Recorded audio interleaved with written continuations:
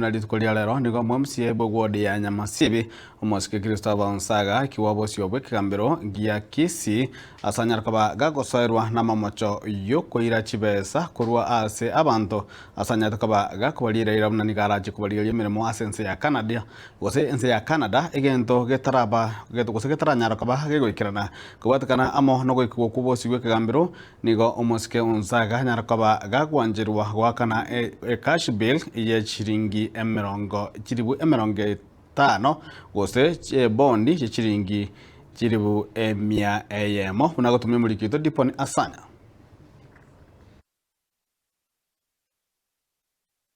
Litukolia lero MCA we wode ya Nyamasibi Honorable Christopher Nsaga niga ikigwa bosi we kigambiro meye county ya Kise maiga yogosoerwa na mamocho yokururana ni abantu chibesa asenchera yokobaira ngumbu asense ya Canada. Christopher umeshtakiwa na kosa la kupokea pesa kwa njia ya udanganyifu kinyume na sheria. Maelezo ni kuwa kati ya tarehe 11 mwezi wa pili mwaka 2022 na tarehe 19 mwezi wa kwanza mwaka 2023 katika mahali pajulikana nchi ya Kenya kwa nia ya kulaghai kupokea kutoka kwa Mary Ogachi shilingi 183,400 kumdanganya kwa ungesaidia msichana wake Mildred Yekonge kumpeleka nchi ya Canada. Ukiwa unajua ni mwongo. Ni kweli ama si ukweli? Shtaka la pili, kupokea pesa kwa njia ya udanganyifu kinyume na sheria.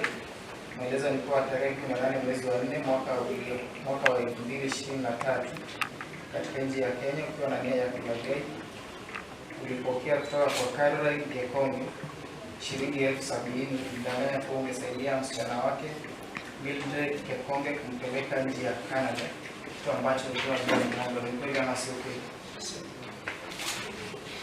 Maiga gosomwa kwa mamochayo mo prosecutor ni gaborie koti gutana na cash bill. Therefore, we are praying that this court denies the complainant bond terms, albeit temporarily.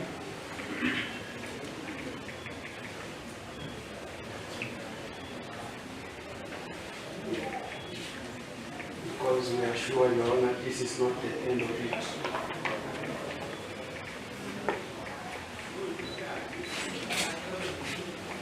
So, Your Honor, will be praying that you, at least, if you must give him bond terms, you benefit from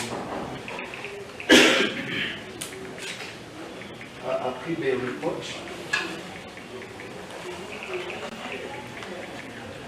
from the probation office.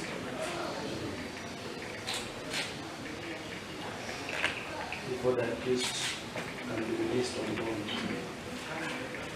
Ndikolengana no muwakili Wilkins Ochoki oyore omuwakili wo Mheshimiwa Nsaga nigatebanga nigero busibole gochiasekero mo Kenya awetera serichiko koegwa cash bill gose bond is a constitutional right